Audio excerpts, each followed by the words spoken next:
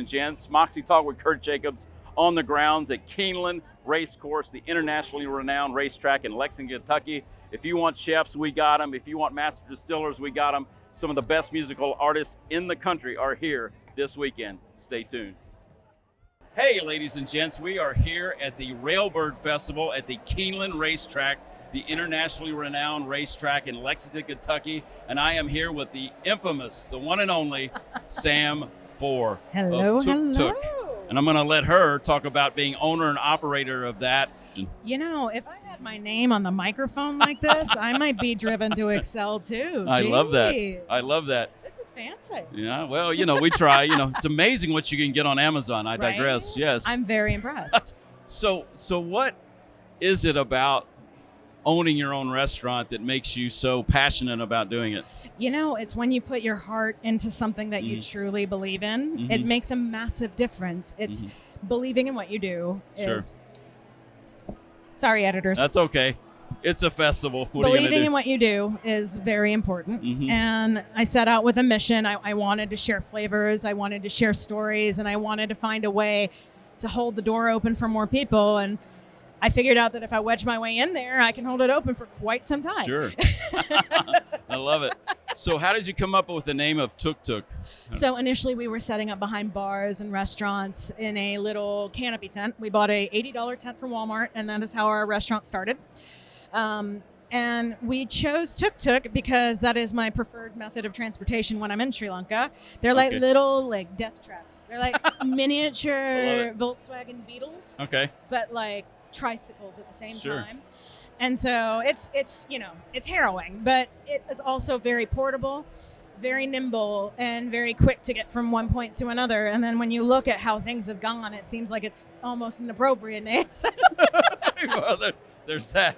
So my next question is, what advice would you give to someone aspiring to get into this line of work, regardless of age, second career, first career? Be ready to work. Yeah. It is so much work. It is truly a labor of love for me because I love what I do. I love getting to meet people. I love getting to teach people. It's wonderful. You know, you get to do something on a stage like this in front of so many people. Like, nobody gets those kind of opportunities. But, you know, it's all about making sure that your feet are on the pavement, making sure that you're going for everything that you need to do.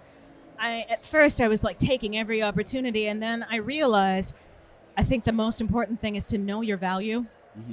And once I realized my value, people took me more seriously. I love that. What's the best piece of advice ever given to you, Sam? Work hard and be nice to people.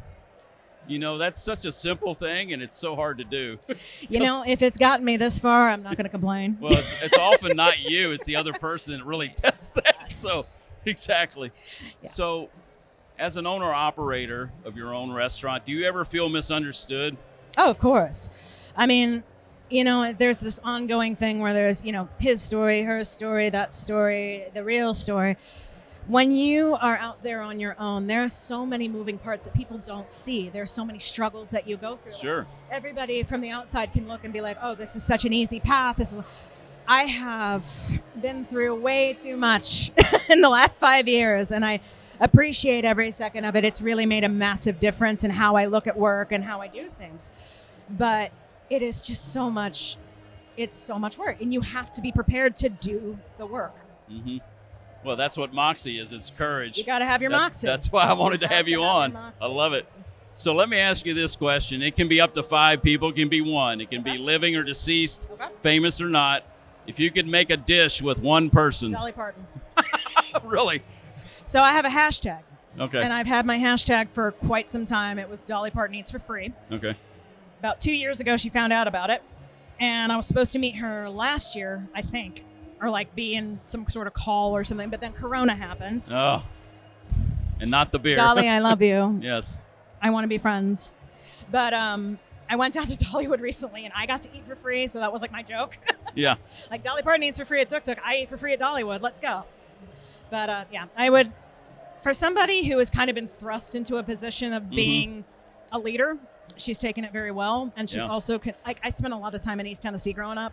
And so to see what she's done there, how much employment that she's empowered. Dollywood. Very big on empowering employment. Yes. So. I love that. So let me ask you this next question, Sam. What do you consider to be your biggest accomplishment in your career? It could be personal as well, and it could be more than one. Wow, you're asking the hard questions. Well, you know, it is a festival. We've been you out don't here have to get sweating too deep. in the Yeah, festival, getting dehydrated, and he's asking me like the hard questions, I y'all. love it. The best thing? Yes.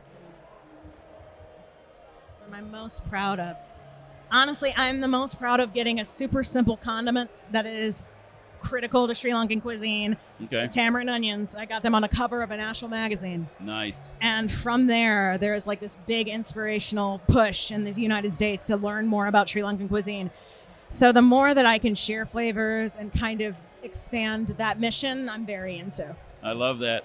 So this is our signature question. All right, let's go. I don't let anyone get out of it. Uh-oh. You're our 367th guest in the MoxieTalk library. God forbid, Sam, you walk out of the festival today. It's really hot out. It's your last day on earth. I'm already sweating, y'all. And he's asking me these things. I'm sweating. How do you want to be remembered by friends, family, colleagues, patrons of your restaurant, Tuk Tuk? How do you want to be remembered? Ooh, that's a really good question. I think I want to be remembered as somebody who set out to do something, got it done, and left things better than when I found them. That is what I want to do. I want to leave things better than I found them. I like that. So I want people to remember that I might have started off with something small, something broken, something crazy, but I left it better than I found it. I tried to give as many people the opportunities that I get. I don't really believe that there's a purpose in this for me unless everyone else can enjoy it too. Sure. And so I love to share these beautiful moments, these festivals. You know, I get to bring my sous chefs here, and we have a blast. And it's such a fun experience. You know, we have such a non-traditional path. Every moment becomes an adventure. Yep. So I think that's a great note to end on, Sam. Yeah. I'll give you a little elbow bump. Corona safe handshake. Thanks for being on MoxieTalk with Kirt Jacobs. Thank you for having me. And we are live at the Railbird Festival in Lexington, Kentucky at the Keeneland Internationally Renowned Race Course. Stay tuned for more. You won't regret Cheers, it. y'all. Bye.